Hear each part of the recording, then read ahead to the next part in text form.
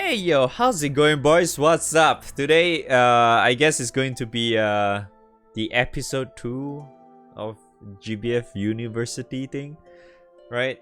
I guess.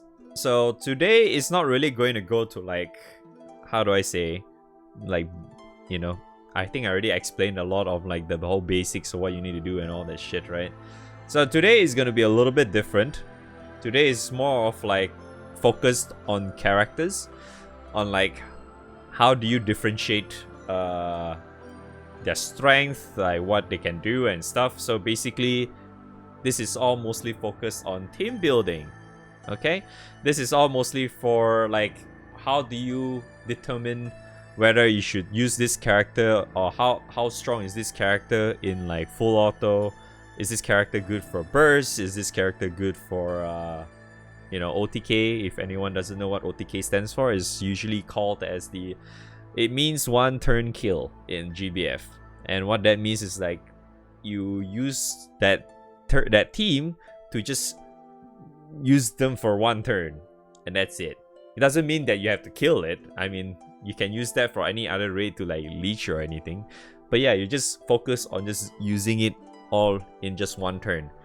The burst is usually categorized in like done in like several turns, be it one up to probably 1 to 4. Probably 5 turns is a little bit too much, so usually is like 1 to 4 turns. Sometimes some of them probably can go up to 5 AK, like water, because they have a character like wind, for example, you know, that kind of shit. Yeah. So we'll be focusing on that for now, okay? So once again, I have no script. I'm just reading things directly from my head. Yes, I'm reading it from my head. Wow. Yep. Okay. We're just going to go in. All right. So first and foremost, we're gonna go into focus into the OTK category, okay? So immediately, what usually you tend to use for OTK, you can use it in a lot of different scenarios. Most of the time, you use OTK for Guild War, and what Guild War tends to have is that they have a dude, something like this in a way, but like just imagine this extreme thing.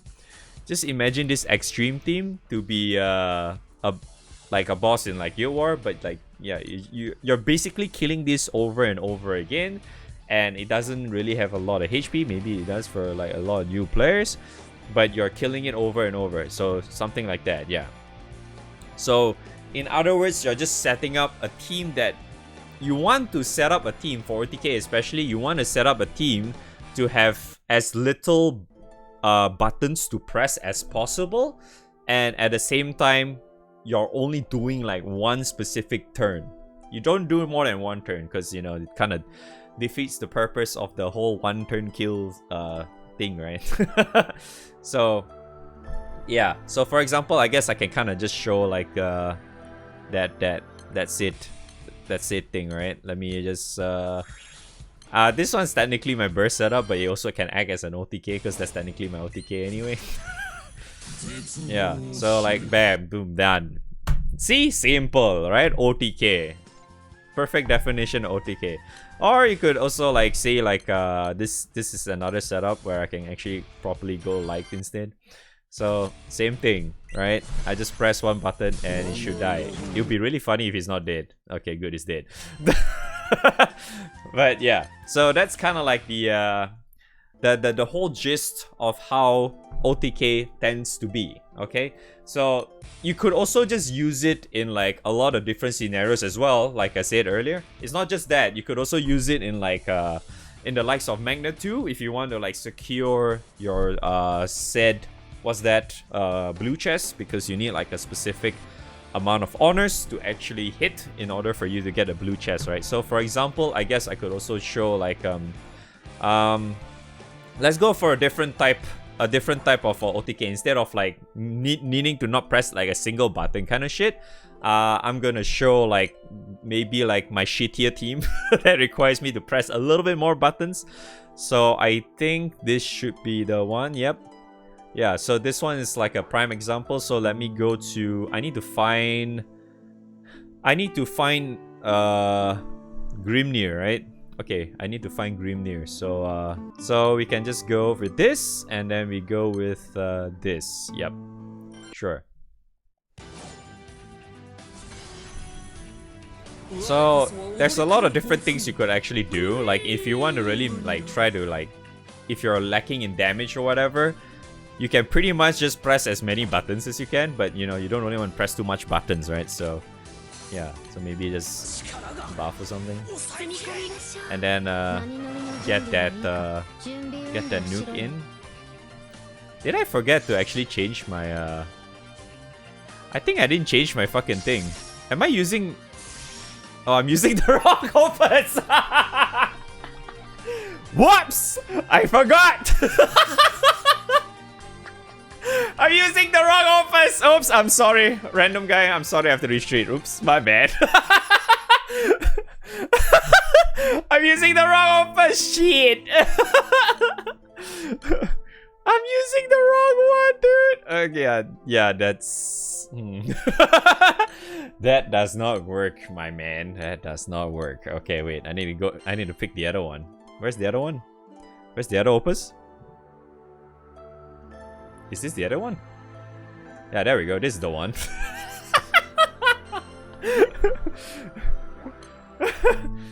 Nah, maybe. Thankfully, this is not going to be a one take, but you know. I'll probably leave that bit in there just for shit and giggles, but you know. Okay, let's go for another one. Wait. Alright, we go again.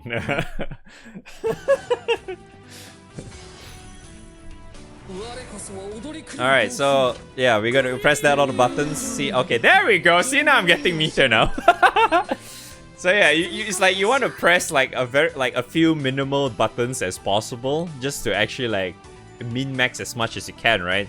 So yeah, maybe you can just press like, for example, press Sun just kind of gives you an extra like double strike thing, whatever. And then you press this so you can get extra assassin kind of thing. So you just do more damage. So like that, you get like close to 400k, which should guarantee blue already, right? So something like this. Then after that, you're just done. So that's kind of like how usually you can actually use OTK teams for. You just use it in like a single turn. You press as minimal buttons as possible, and then you just go next, right? So once you're done with this, you're done. You just hop on to the next boss or next raid, whichever. So you just keep the grind going. You just keep doing it like so, right? That's usually how you tend to do that. So how you usually tend to see characters like these is actually a lot simpler than you think. So a lot of times when it comes to like this kind of setup, like for this particular category, there's always one very, very important thing that you usually tend to look out for when it comes to this. What usually this tends to mean is that characters that allows them to get an extra nuke whenever they Ogi. Yeah, because Ogi, right? Because that's kind of like the easiest one to go for, right? Because it's not like you can just use like, you know, Erish Kigel shit, right? I'm not... If you're already at that point, I'm not sure why you're watching this video anyway. Right? It's not like you're that kind of person, right? But yeah. So you're really usually focused on like the whole Ogis kind of stuff. So one thing you always want to see is that you want to see characters that allows them to either have like maybe an unworldly mod, like that right there. It's either characters with unworldly mods or characters that allows them to auto nuke immediately after they Ogi. So for example, like you have a character like Vite. Where the hell is he?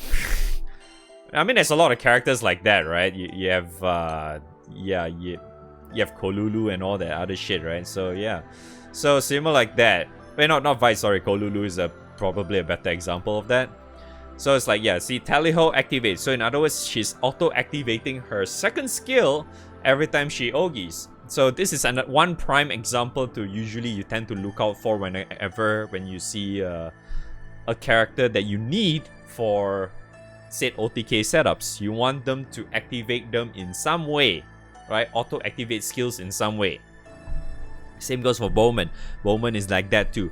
But it's a little bit different for that one. But then again, it kind of still works regardless, because these characters, like, they activate based on whenever a foe does its trigger, or whenever a boss does its trigger, right? So yeah, that's what it means by using a special attack. So this is like another type of how do I say, like a trigger for a said character that you can also look out for, whether those auto trigger stuff whenever a boss does a special attack or whatnot, you can actually counter it with like its the character's own nuke. So this is another thing to look out for in a character that you tend to probably want to fit in when it comes to what's that, an OTK setup. So there's obviously a few more. It's not just that one there. Like you have also like obviously you have the likes of what's his name, Nicholas, I think. Yeah, Nicholas has that. Yeah, Nicholas has the activate Hyper Gigant Blender. Oh yeah, he always shouts when he does that. So yeah, he auto activates his first skill. Is like characters like these also works relatively good in some way that helps out a lot when it comes to like the newer players, just because that his skills allows him to debuff in some way, right? So in other words, like characters like these, you can also just like slot her to like maybe slightly towards the front, which allows that character to make the other characters after that character to be stronger. So maybe like for example, like this guy, you want to put him either position 2 or position 3, so you can help out the latter characters that is about to like Ogi or whatnot, right? So those are the few ones. There's also another set of things that you probably may or may not want as well. So but I would say the ones that you probably may still want are the ones where, for example, they give you like a passive buff. Like their passive automatically already buffs your team. In other words, they don't have to do anything, but they are already like making your team stronger just by being there, right? So for example, one of them I would say, I think is the normal John has that. Yeah, this one. So like this is like another example. This one applies to MC as well in a way. That's why you always tend to see like Cavalier. People tend to use OTK setup with MC being the class Cavalier, because if you're using a gun main hand, they also MC provides this to the team as well. So this is also a very, very, very helpful buff, because a lot of times whenever you use like, say for example, like the double Huanlong strat or setup, your team, right? Your team tends to not have any form of summon that you're using to multiply its damage, right? So that's why like it's like, even though I'm using Eden here, for example, right, I'm not really making this any stronger. No, I'm not. So a lot of times you want to have like, to make it easier for you, you kind of want to have like these kind of characters to actually just bump up your raw damage so much more, in order for you to have a lot more consistent damage. Okay, you have to remember all this first, by the way, because this kind of applies to the rest of them. Maybe not too much on the full auto one, but the next upcoming one, which is the burst one, it applies very, very heavily to that as well. Okay, so those are the few notes that you probably want to or feel how do I say, the thing to look out for in a character when you're trying to like, okay, I need to improve my said OTK teams, right? So that's what you will look out for. Like these said characters will have them, you know. That same goes for Yukata Naru as well. Yukata Naru tends to have that as well, because you know, you have this. Like allies use, when MC uses a charge attack, you get extra plane damage, and then not to mention, it auto activates like maybe when you hit whatever levels thing, and then whenever foe uses a special attack, it counters as well. So like all these set characters are quite good, or if not, maybe one of the better ones to lean towards too when you want to put together a OTK team for whichever element you want. Yeah, so these are the few ones, okay? And then, alright, so when it comes to grids for this particular setup, I think I kind of went through relatively enough, right, for the call the character thing. You guys should understand that by now, right? So we're just gonna jump through towards like grids now, okay? So I think I kind of somewhat briefly mentioned this already in my episode 1, but I'm just gonna mention it anyway for this particular one, just so I can like maybe give like a better gist on like how people tend to put together their grids, I guess, for like specific setups, because a lot of times like especially this game, people tend to only categorize their teams in 3 different settings anyway. So it's either OTK, it's either burst or full auto and shit like that. Yeah, they always tend to only put it in this 3 setup, or maybe like end game raids or something like harder raids, they have a different setup. That's pretty much about it, but it's not really that different. Okay, so there are like a few things that obviously you can do with OTK setup grids. So it really just depends on what kind of OTK you're planning to do. It's like, can you only fill in your grid similar like what I did with my fire, where you're still relatively on the weaker side. You have to rely on the whole relic buster strat, and then you have to press a little bit extra buffs for your said team to do a little bit more. Or if you're that kind of person where you are already at that point and you can use the whole double long dong strat. And I'm assuming I'm not really assuming, more like I should mention this because more and more I feel like more and more characters are coming out with this said perk already, because this thing I'm referring to is like, because for anyone's wondering, for OTK setups, the reason why, as you can see, I always have like a Juten or Eternal in this set second slot here is because I have a wonderful item here. I think I can check it from either here. Yeah, Wonders here. You go to Wonders and then you have, can you please load? Yeah, this thing. So what this is the set item that is very, very interesting. So all you need to do is just take a look at the last 2 lines. It says here, boost to stats and charge bars of eternal characters at battle start. So I don't exactly remember how much was stats. I think it was like 10% HP and attack or something. Wait, no, was it 30? I don't remember. But they do give like some attack and damage. I mean, they give attack and HP stats towards them. But the other important thing is that it also provides 10% extra meter to them at battle start. And how do you get this? You only get this by recruiting, okay? Recruiting every single Eternal or Juten in the game. So there's 10 of them, right? So there's this is the 10. Song I almost call him Siete for some reason. Yeah, we have Song, Six, Siete, Octo, Neo, Sarasa, Uno, Quatre, Funfu, and Esser. So these are the main 10 Jutens that you need to only recruit. Okay, recruit as in ignore the extra 2 stars here. They'll be only at 4 stars, okay? They'll be only at 4 stars. You get all of them, and then you will automatically get that the moment you get all of them. You do not need to full limit break them. You do not need to get the extra, the 5th star in order for you to get that. No, you don't have to. So as long as you get all of them recruited, you already get that. So that's why. And then, moving on for that, because you may think this is only for like people who have been playing the game for a while. No, Cygames has been putting out few of these characters already. I think the most recent one was, what was her name? Amelia? Was it her? Or was it someone else? I don't remember. But the other ones are, the other prime example would be Ilnot, because Ilnot does that as well. Where's Ilnot? Summer Ilnot. So character like this has the this new thing which they added recently as well, where when Ilnut is a main ally at battle start, 40% boost to Earth allies charge bars.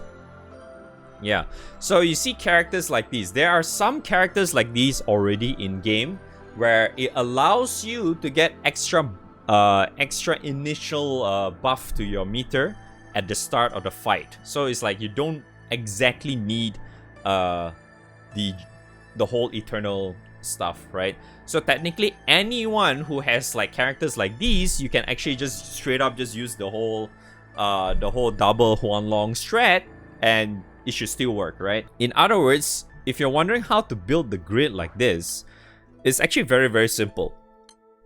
Number one, the one thing you probably want to fit in is obviously the usual stuff, right? You have to remember this. This applies to every single grid out there, okay? The number of there's always these two things are very, very important, okay?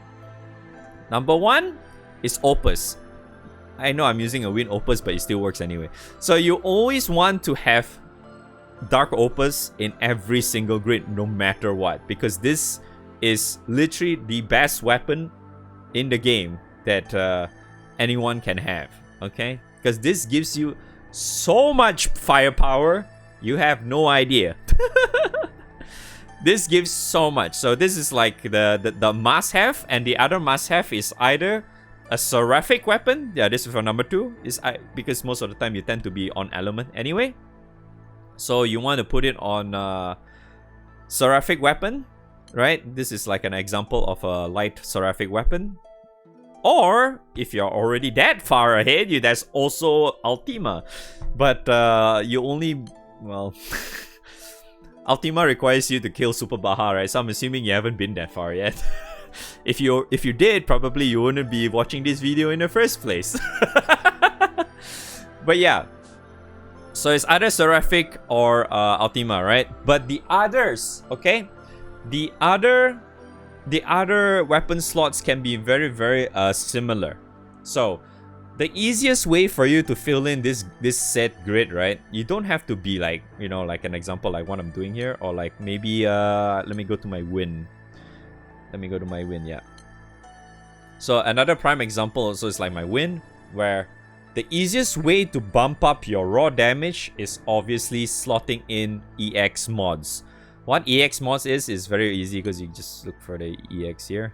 Alright, you just slot in EX mods, because EX mods is a lot easier to scale. And not to mention, EX mods are also the ones that has very, very easy to, like, you know, see this kind of bigger wording to them instead of just the standard medium big or whatever, you know, right? And not to mention, like, yeah, now we have Proving Grounds running as well. So Proving Grounds does have those weapons where, you know, you give you extra that shit, you know, give you the whole awakening thingy, so it kind of allows you to get the extra perk out of that too. So it helps out a whole lot, right? So that's the one thing, the number one thing, right? Having EX mods in there. The other one that I can give a very, very good example of, that is very, very easy to probably get at this point, and also very, very easy to pump up your overall damage altogether, is Coda weapons. Boy, I have not said that word in so long. So Coda weapons are actually the upgraded version of the normal Bahamut weapons. Do I still have the normal Bahamut weapons? I am actually not sure. Yeah, it kind of looks like this first, right? This is like, it starts off like this, right? And then you turn it to SSR, and then it has like a different, I mean, it's just, instead of SR, it still looks same, but it's SSR. But then after that, you can upgrade it one more time towards Coda, and then it will start to look like this. Yeah, it starts to look like this. Yeah, probably you won't see it at like skill 20 yet, but yeah, you'll probably see it maybe at most like this. But yeah, so they're all Coda weapons, and what they actually do is that they base themselves around the race of the characters that you use. So like, so for example, like the gun here, what the gun provides is that it boosts to only humans and Harvins and like potato, whichever, right? And then for swords, we have humans and Doravs, right? So these are like the yet another very, very good way to actually really pump up your overall set damage, especially in the likes of an OTK setup, okay? So the rest of the grid, you can just fill in. Either you want to put in EX mods in there, or you just want to put in what's that, like any other weapons like similar, like I think this is also another good example, which is the Nezha / Nataku spear. where what it actually tends to give is that it has this very, very nice perk where it boosts your whatever element allies attack for the first 8 turns of battle. And this is also very, very nice for burst setups as well. So because it just straight up just give you like free attack, and this does not scale, if I recall correctly. It doesn't really scale too hard on the whole summon thingy, so it doesn't really matter too much. Having stuff like this is usually very, very helpful as well, but this is kind of like the not every element tends to have them, so it's not really like a big deal or must-have kind of thing. So okay, I just want to point that out. So that's kind of like usually how you tend to fill in your grid when it comes to like the whole double Huanglong strat, right? You just fill in like a lot of stuff that just gives you lots and lots of raw damage. So here's what usually I tend to do, okay? Number one, I will fill in the grid to the point where my raw damage is consistent enough. Like, so once I manage to hit my raw damage to be consistent, right? Like, as in the thing doesn't like jump around like all over the fucking place, right? You want to start looking at items that that provides you a little bit extra overcap, and at the same time it still helps you in damage as well, right? So in other words, also another very, very good prime example would be the Proving Ground weapons, because you can allow them to be awakened, and it gives you this special awakening type which allows you to get extra cap, and this obviously differs from weapon to weapon.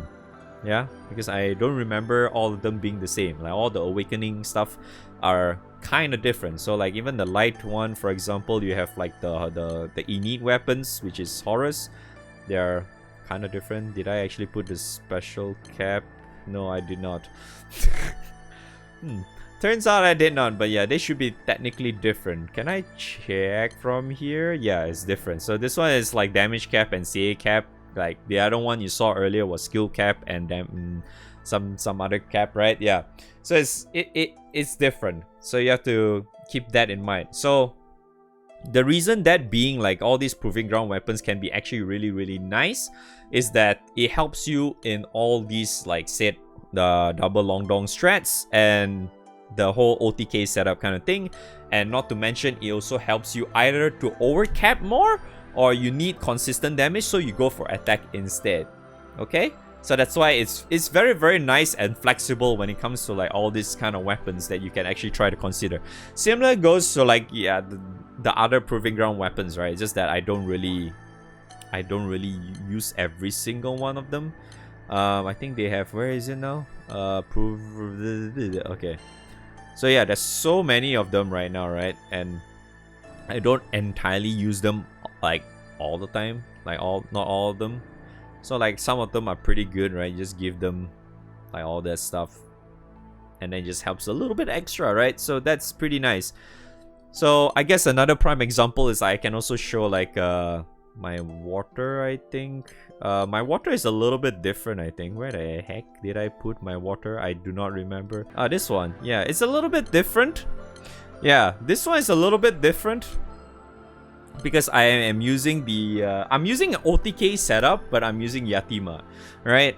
So this one is a little bit different because what I'm actually trying to do in this set setup is that I am trying to do an Ogi setup instead of like trying to like do like a whole burst Yatima strat like you tend to see like a lot of people, right? Yeah. So it's a little bit different, but yet my setup is technically still kind of the same anyway. Yeah. This one is a little bit different because I'm not using the whole double Huanglong strats. So that way I can actually use my normal stuff and it still technically buffs up anyway, you know? Like all this, because, you know, I'm using elemental thing. So at the same time, what I can actually do for this, I guess I could kind of show, I suppose. Do I have fire boss here somewhere? Yeah, I do. I can probably use this. No, wait, I need the... Yes, I need this. Okay. So this one is a little bit funny because what I tend to do this is that I just press my Yatima, and what this tends to do is that this should give me 100 meter, right? Yeah, my team technically gets 100 meter, and then I can just press this on MC. and I'm pretty much set already. So it's a little bit different, but yeah, it still kind of does somewhat like what an OTK tends to do, like try to be very, very minimal in terms of buttons to press, and it still basically gets the job done, right? Just do that damage thing and you call it a day kind of thing. So yeah. Oh, that's actually a lot of damage, holy shit.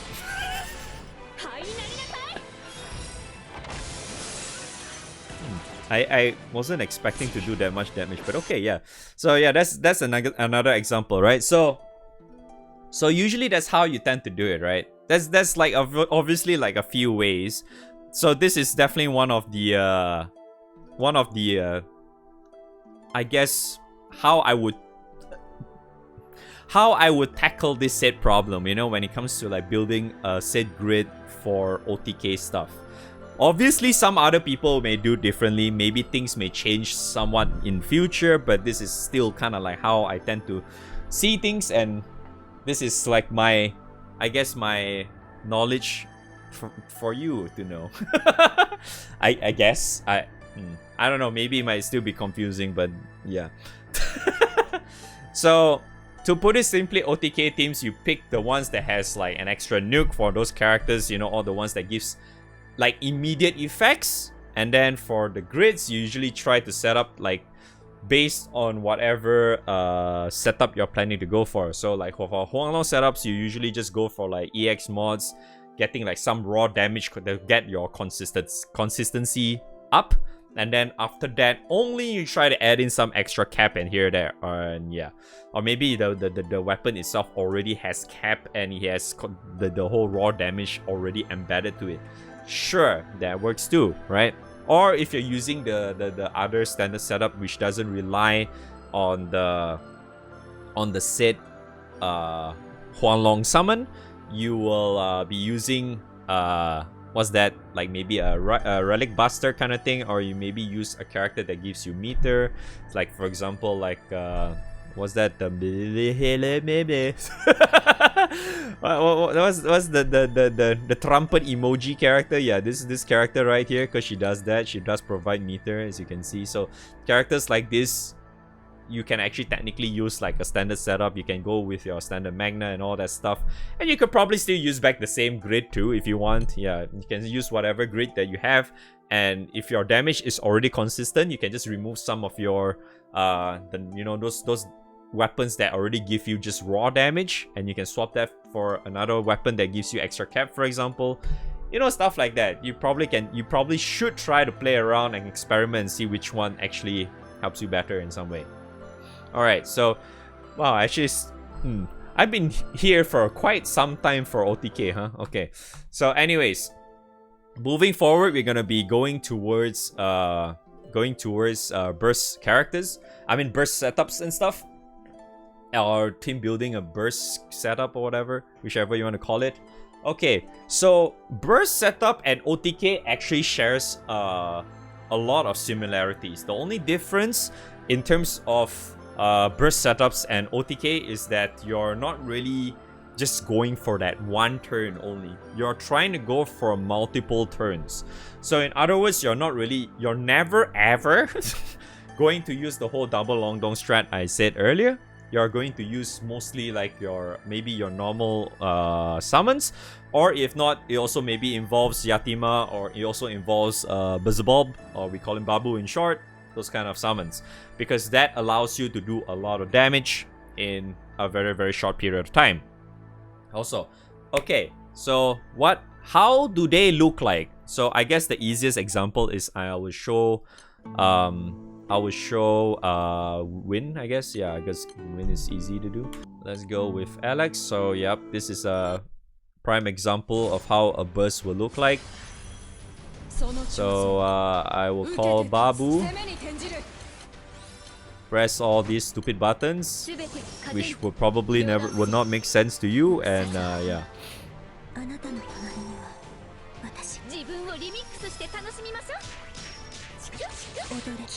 Yeah, lots of damage. Please don't kill it so fast, guys.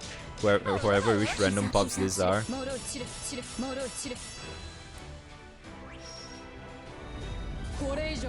But yeah, like that.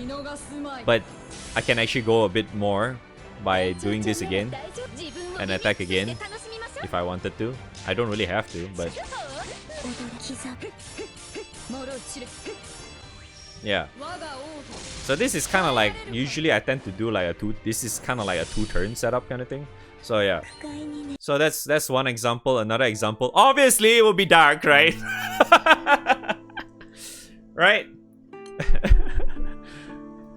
Obviously another one will be dark. Here's another example. Here we go. Ereshki Girl time. Yep. Oh, wrong one. Ereshki Girl time. Yep, we go here. Yep.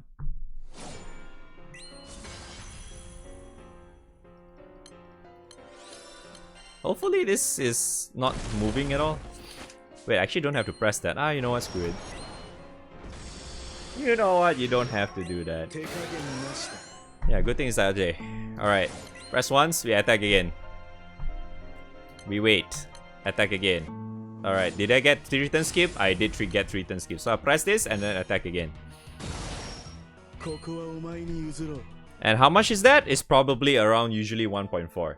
So yeah. That's how you do a burst setup. That's how burst setups tends to look like, okay? So you try to like do a lot of damage within that very short period of time. That's usually how it tend to be. So a lot of times when it comes to characters like these, a prime example I would say is Bowman and Grand Naru, or Gwyn, or Nehan, Flugen. You know those stupid characters, yes. Yeah, so what they tend to do is that I can't show Flugen because I don't have them, but like obviously I can show like what Naru does. So obviously what Naru tends to have, and the reason why people tend to always use her, right, is because she has this wonderful thing that says sharp boost to caster's attack. Okay, what this happens is that it lasts for the entire fucking turn. That's why it's so strong. It lasts for the entire turn. So like all the tag team and all the other stuff that you do within the turn itself, it will work. So that means she has that extra huge multiplier of an attack, meaning her damage cap that is usually supposed to be maybe 800 or 900k or something with all the usual stuff that I have, has been pushed to like maybe 2 to 3 million. Right? Yeah, so usually you tend to see this kind. It's kind of, honestly, it's really hard for me to explain like what to look out for when it comes to a burst character, because there's actually like, I would say, like a lot of perimeters to look out for when it comes to like really a good character, when it comes to like just setting them up for burst. Okay, so for example, yeah, you definitely want like assassin, maybe in some way, maybe like look up for characters that just allows them to overcap a lot. That's probably the easiest way, or the easiest one I can suggest right now when it comes to like looking out for burst heavy characters, or any characters that allows you to burst, right? Basically look for mods or skill mechanics that they have on those said characters that allows them to overcap like crazy. So since we are in Grand Naru right now, right, the said thing here, this falling mist, this third skill of hers, this buff gives her assassin, which is, I think I've forgotten what I don't remember what's the multiplier amount. I think it's like 50% or 60 or something. Yeah, something like that. So this allows her to gain overcap, and not to mention she has extra overcap, which is supplemental crit, and this buff should allow her to have guaranteed crits as well. So in other words, she has a lot of overcap. And it's not just this, she also has her first skill as well, which allows her to deal superior bonus elemental damage on her autos. And it doesn't matter what element you're in. because of this. Elemental damage dealt will be treated as superior to the target's element. It's guaranteed to be, yeah, you're always gonna have superior damage because applies on her only, but yeah. So you're basically, what you saw earlier, the one that I showed on the Alex thing earlier, is basically I'm putting in all that extra damage I'm just feeding all the extra damage to Grand Naru because she's doing everything. Right? So this is like the first, the other things that you usually pay attention. So all this set parameters are the ones that provides the character huge overcap. Yeah, just huge overcap, and then you have this down here too. So you have this passive of hers as well. That's why she's so fucking strong. For win allies critical hits boosts to damage cap and bonus win damage effect. So in other words, it's just more damage.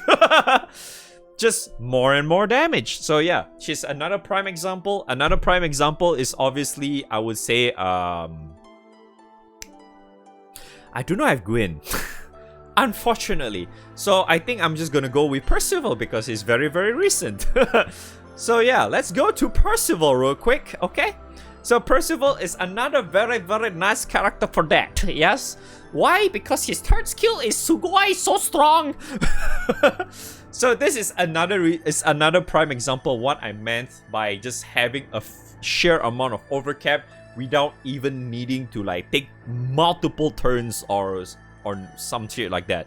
Because his third skill is, I have no idea how to pronounce this, I'm sorry, but what he actually tends to do is that he literally provides a tag team, right? It's like a tag team buff to your entire party. You have no idea how strong that can be. So it's like, can you imagine if you're also technically, you could actually just use wrestler as well. And you see this tag team, all allies attack without using a turn, right? He basically does that. See? He has this attack without using a return. And he also provides them, I think, 30% echo or something as well. And he does a nuke on top of that. And then nuke is quite strong too. So, and then he also provides very nice utility, which gives your team to have a little bit more consistent damage because he's providing fire attack as well. So he has that huge chunk of overcap. And not to mention, he also has his the whole sing mechanic thingy, which allows him to get this thing here. So if you read here, he has a very, very wonderful perk passive here. Whenever a foe has sing level 7 or more, he does extra 1000% fire damage to all foes. He debuffs and he gives wide open effect. What wide open effect means is that, to put it simply, it just allows your other party members after him to do more damage. In other words, more overcap. You see where I'm getting is? Yeah. So characters that allows maybe the character itself, right? Just provide, like, maybe the character can be selfish, the character cannot be selfish as well. Both works, right? So you have characters that just allows you to overcap like crazy. That's the reason why Flugen is so OP. Because if you didn't know what Flugen is, it's basically Halloween Mugen and Halloween Florence. I do not have them here, but I can briefly put up wiki for you to kind of, if you haven't really noticed yet. But to put it simply, what the powerhouse is actually on Florence, because what Florence provides is that she allows anyone she targets to have assassin multiplier for the entire turn. And what that works well with, we have our resident Relic Buster. What's so special about Relic Buster? We have Relic Buster because Relic Buster has a skill that allows you to do I have a Relic Buster here somewhere? I think I do, right? We have a very wonderful skill that allows the MC to keep attacking, because you're using the 6 special stacks a Relic Buster has, which is the whole machine cells thingy. And then you have where's the thing called? Yeah, Blitz Raid. Attack without using a turn, consumes 1 machine cell. But this allows you to go 3 times. So you attack 3 times, and then you have your actual hit itself. So you can go 4 to 5 hits on MC. So you have imagine the whole assassin multiplier being a thing and all that. So yeah. Okay, so let me show you what I meant by Florence thing. Okay, so I'm sorry, flashbang. So this is the one that I'm referring to. Her first skill is this is how it looks like. So it says here, grant an ally this. Go away, stupid thing. This thing. As you can see here, it gives 50% multiplier of the assassin buff to anyone, because it says grant a light ally. I mean, light ally, anyone. Yeah, you know what I mean. So, yeah. And then the other reason why it's also really, really good with Mugen is because, as you can see here, go fucking, oh my god, that stupid pop-up thing. It says here, whenever you use this, she consumes 40%. I mean, the ally that you targeted consumes 40% of its ally. Blah blah blah blah. Words, man. Shit. 40% of their HP as well. Their max HP. Okay. And the reason why Mugen is so strong in that regard is because he has a where did he go? Yeah, he has a passive. Right. He has a passive. Bonus light damage effect to light allies when their max HP has been reduced by 30% or more. What did we just saw earlier? That was 40%, right? So this... it just works. Okay, so that's why you see this stupid combo wombo stuff. And then you see fucking Mugen also has this stupid thing that gives all allies, you know, this stupid buff here. That's a lot of overcap. So yeah. There you have it. So that's an example. So to put it simply, once again, the easiest way to tell whether the character is really workable or not is whether or not they provide the team to be able to overcap like crazy, or just sheer amount of what's that, utility that allows the characters to do a little bit more. So these ones are a little bit different. My god, this is going to be a long video. So another one I could probably mention here is that I think is a good example of, for this particular one, is Ilnot. The reason why I would say Ilnot is that Ilnot allows your characters, or I mean not just Ilnot, like characters like Nehan as well, like Grand Nehan. So these characters provide a way to not only guarantee a triple attack, but it also provides a little bit extra form of overcap, right? So Summer Ilnot has this also very, very strong, so strong. This debuff is actually very strong. The reason that being is that the moment you press this, right? The moment you press this, the attack and defend down is immediately capped. Because if you didn't know, attack and defend down has like a specific cap to it for like a boss, even though you're capping different types of attack defend down, right? There is a cap for them. But what Ilnot does is that she provides literally just press once, you're done. It's like the same as when you're using like Babu or something, you know, when you call the summon. Same thing, right? And then she allows also your entire team to have guaranteed triple for 4 turns. And then you also get like 30% echo or something. Yeah. Yeah. So this is like that one example that is not so much on like the, you know, like the whole Naru or whatever. So yeah, same goes for Nehan as well. Nehan has that too. Where's Nehan? Yeah. So Nehan also has that too, where you see it guarantees allies to have guaranteed triple and then gives them dodge, and then at the same time he also has that one skill that gives every single party members of his to have extra echo, extra supplemental damage. So in other words, he just has a lot of extra overcap damage to the entire team. Same goes for his third skill, which allows them to have double strike. Yeah. So characters like these, then these are the few characters that are meant for, like, you know, just providing like the insane overcap to everyone. So it's just really, really helpful altogether. And then also there's obviously other characters that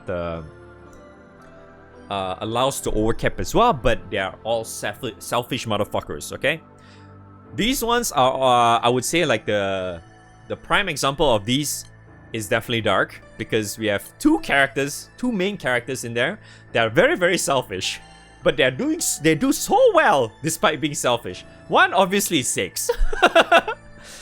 my boy here is 6. You have character like 6, right? You know, allows him to have like some sort of overcap, and then he has like a really, really strong passive buff of his that allows him to overcap really, really well.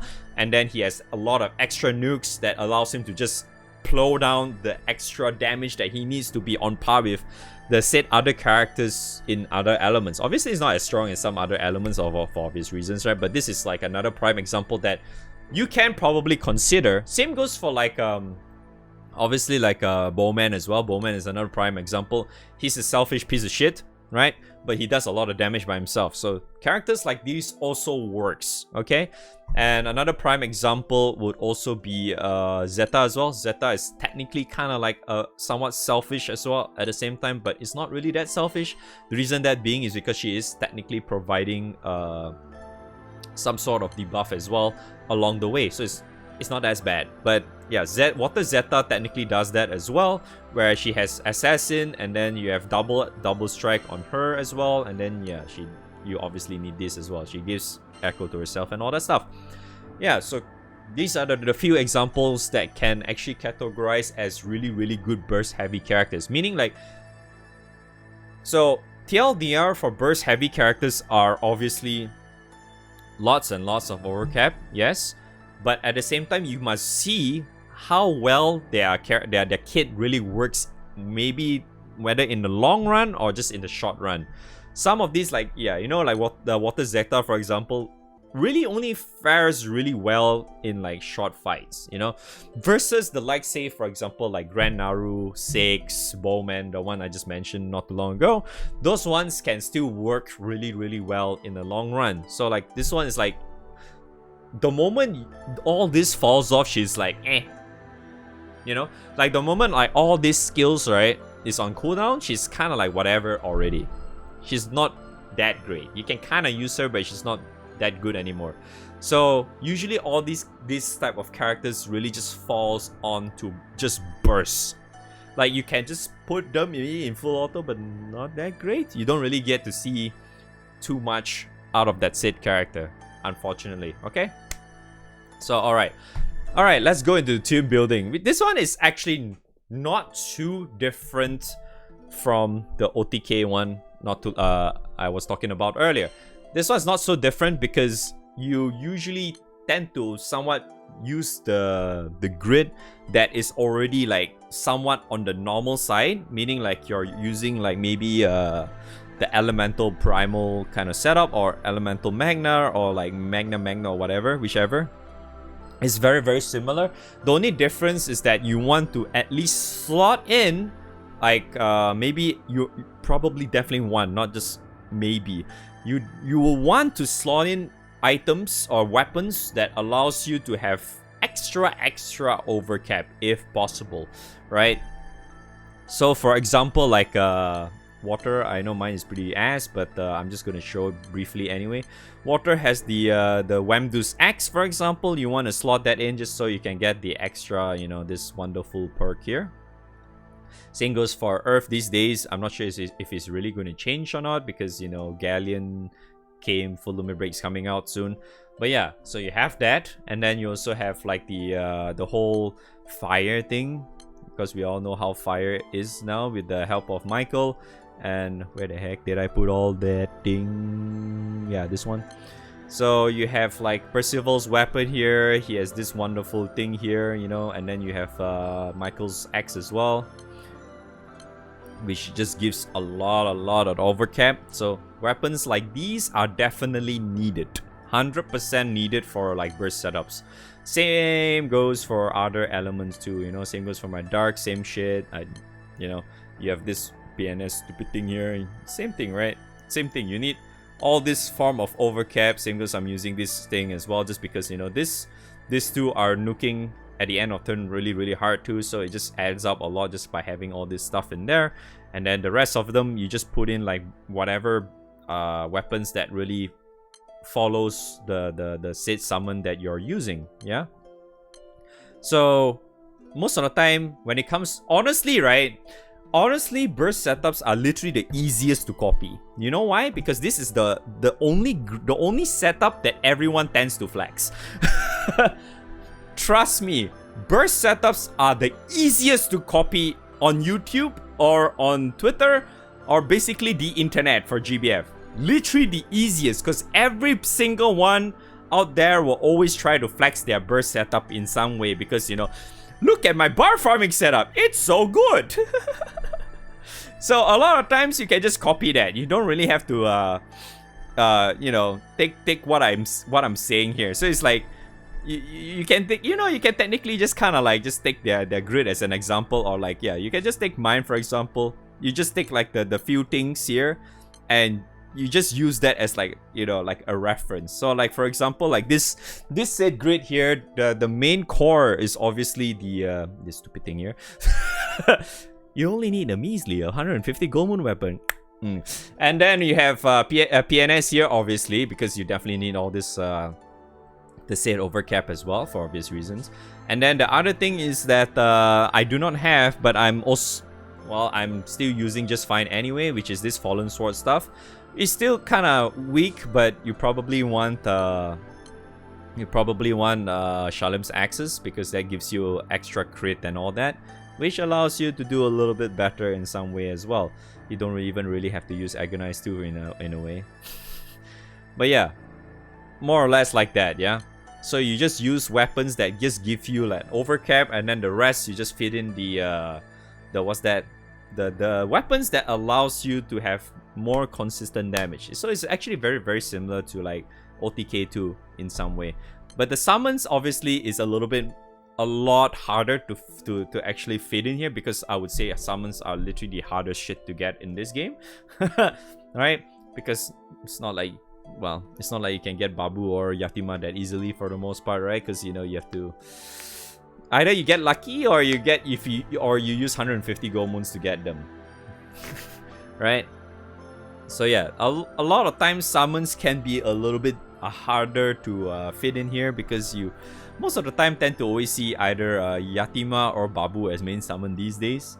You don't really see a lot of there are still quite a few actually. There are a lot of setups that just still relies on like using like normal probably not Magna, but like Primal or whatever, to actually use those setups, right? But yeah, I don't really want to drag too long for this one, because it's very, very similar to like OTK, right? It's just very, very similar to OTK. Yeah, okay. And then yeah, I guess that's really about it for the whole burst setup thingy. So it's very, very important for just to have the characters, your grid and all that, and obviously your summons as well. So this is one of the hardest ones to build into, but the easiest one to copy. So this is the one I would say, like this upcoming last one, which is the full auto setup, which a lot of people tend to try to put together these days. It's kind of like a normal thing, so we are moving on with the times. We don't play manual anymore in this game besides burst.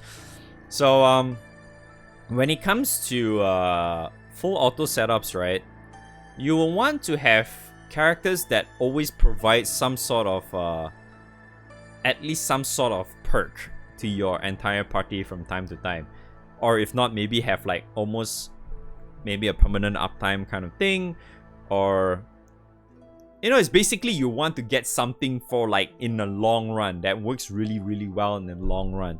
So for example, like I guess we're gonna go fucking dark again. Actually, you know what? I'm not gonna go dark. Let's go with we haven't really talked much about Earth, right? So let's talk about Earth. Let's go Earth this time, right? So we have take Saurus for example, okay? He works really well in full auto actually. So like, you know, characters like Saurus allows him to just keep nuking over and over again. He just goes you know, ora and shit and all that stuff. He just smacks lots of nukes, and then not to mention he also able to reset his stuff, and then, you know, he also can reset whenever he ogies and shit here and there. So in the long run, he can do a lot of damage as well. So this is like an example of like a damage dealer kind of thing, and it works really, really well in a long fight as well. Okay, so there's definitely like a few roles that you can actually put in for the full auto. Obviously, it's like really just boils down to like what kind of usually what kind of raid, like the tier of raid, like, you know, the easy, medium, hard kind of thing you are planning to tackle. It's like usually the easier one, you probably don't really have to think too much. You can just slot in whatever and probably will still work anyway. But for the most part, it's like you usually want to have like at least a utility character, right? You want to have a utility character, meaning like gives the entire party lots of buffs, and then provides maybe some, or if not really good debuffs as well at the same time. Prime example is obviously Leech. Or Fidel, that works too. You know, same goes for Octo as well. Octo provides that too, because, you know, whenever he Ogis, he has 20% water damage cut, and he also gives Earth allies attack as well to everyone. And then because he has a lot of meter generation, he's also providing a lot of meter to the whole party too. So, you know, stuff like that. It's really, really good for like in a long run scenario kind of stuff. You know, like another one I would say, even Tiger would be nice. Satyr is pretty good. Galleon's also pretty damn strong for like full auto even, you know. Another one I would also say like I would definitely say Lena as well. I would also say like Grand Sandalphon, probably only when the new patch arrives. Right? Where we can actually control how much, what skill gets to be cast in the full auto run, because usually you don't really want this. So yeah, so that's another example. Yeah, Monica works as well, I suppose. So yeah, all these few characters that really provides lots and lots of buff, you know, like Monkey as well, lots of buff, very good buffs, right? Lots of good buffs, lots of good debuffs, and really works well in like a really long run. Yeah, that will just easily benefit and help your party to like, well, you need to survive, right? Obviously, you need to survive the long run, so you need like a combination of these characters that helps you with that, right? So you maybe like, you can also kind of forgo like sustain, right? You maybe just have like your other three characters to not have too much healing, and then you just put that roll towards MC instead. You could do that as well, and then you just basically, it's like, this one is a little bit hard. That's why I say it's a little bit hard to like mention, because this is very, very vague in a way, because it really just boils down on what characters you have and what characters that you can just slot in and mash together and make them work. So to put it simply, once again, you just look for characters that just helps a lot, like by providing lots of buffs, lots of deep buffs that really maybe last for a really long time, or characters that allows them to like auto nuke or auto damage in some way without really relying too much effort to the character, you know. So like, for example, like take like Sleepy Potato, for example, right? The evoker, this guy, Esterolia, whatever you pronounce his name. So for example, this guy, he auto nukes whenever he basically doesn't do anything, right? He doesn't do anything, but he auto nukes every time the end of turn. So auto activates end of turn, just like that, auto nuke, right? And then there's another one, he goes auto nuke whenever the foe uses a special attack, and then auto nukes whenever he takes damage, right? So all this is like perfect for like full auto 2 in a way, because you get a lot of stuff out of it without really needing to like pay much attention to, right? Probably that's another thing I should have mentioned, like skills that really doesn't require you like needing to press in like a specific fashion, you know. Take like another prime example I would say for this one in particular is Summer Hamel. I do not have them, but they have like a very, very odd placement in the skills, because for some reason they are the type of characters where they get a power up when they buff themselves, okay? But for some reason the skill placement is in the third spot. Where is it? Let me bring that up. Flashbang real quick. Okay, flashbang real quick. So they have this first skill here, this Gemini thing. So what they have here is that they'll get this limiter break skill. I mean, whatever this thing is, this thing you want to categorize this thing as, right? they'll get this thing, right? And then they'll make themselves stronger whenever they press their other skills, right? So for example, right, you want to press this first, right? So as you can see here, you see, when limited break is in effect, all allies also gain this, right? But for some reason, this is placed on the right, on the far right here, the third skill, right? This is her third skill. If you full auto, it's always from left to right, yellow, red, and then yellow, blue, and red. That's how the categorize the priority when it comes to full auto tends to be. So this, her second skill, as you can see here, her second skill is also a yellow border. So this too is yellow border. So in other words, this will be pressed first, right? So this will be pressed first. So that's, you don't want that, right? Because you want to get the perk here, right? Isn't it? You want your all allies to get this as well. So this is like one of the prime examples. I would say it can be a little bit bad in some way.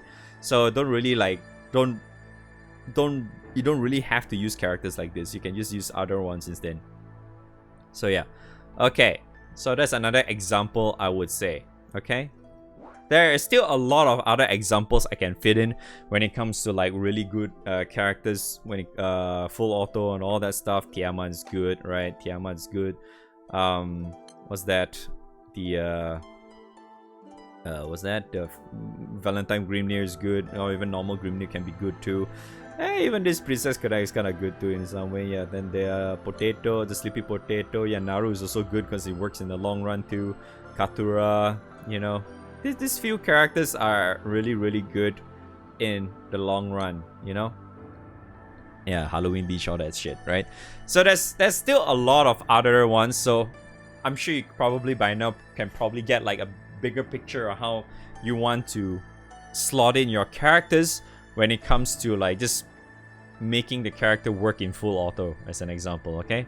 Yeah.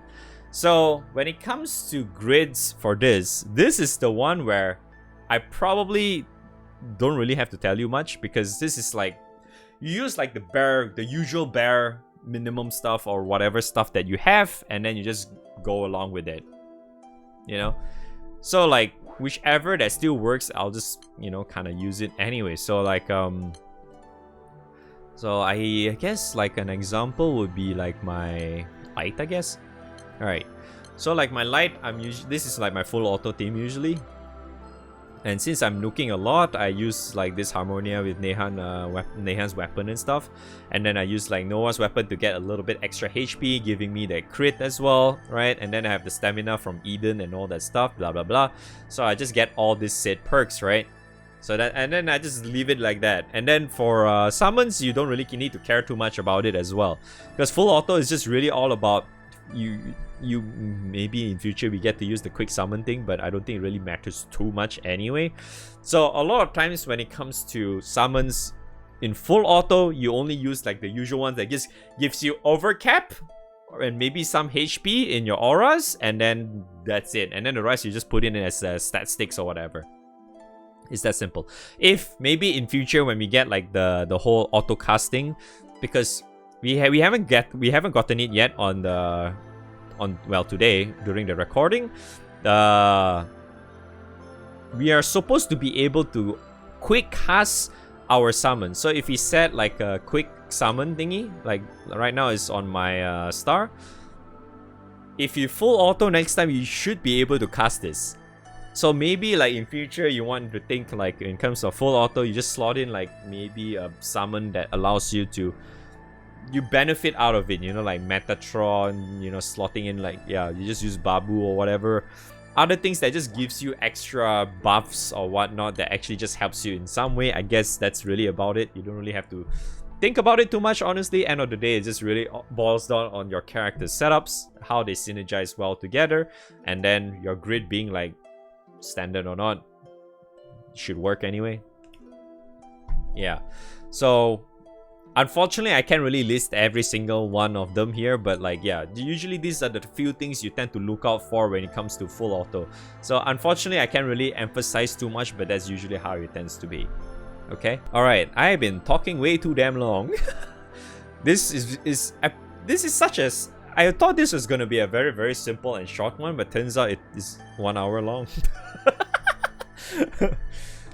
So yeah, I hope you enjoy this series thingy. So this is the one that just covers team building and the difference between OTK bursts and full auto setups and how you actually look them up and maybe fill up the grids. I know it's not the best. I'm not the best teacher. No, I'm just trying my best. But hopefully you find this helpful in some way or whatever. Yeah. Thanks for watching. If you find this helpful, sure. I appreciate you watching and leaving the like button and subscribing and all that good stuff. Appreciate it. If you want to share, by all means. That's even better from me. So I really thank you for that. If not, well, fuck it, I guess. But yeah, once again, if you still need help, you can always come to my Discord or come online to my stream and whatnot. And yeah, we should be nice enough to help. And probably maybe in the next few days, you probably still see me playing PoE or whatever. Yeah, you can still ask GBF questions. It's fine because it doesn't really matter. I'm just playing PoE. I'm just not playing GBF that much. Yeah. Alright, thanks for watching. I'll see you guys on the next video or whenever I feel like putting out a next video. Good luck in your grind, Lamau. Okay. And hope you get lucky in your rolls or something.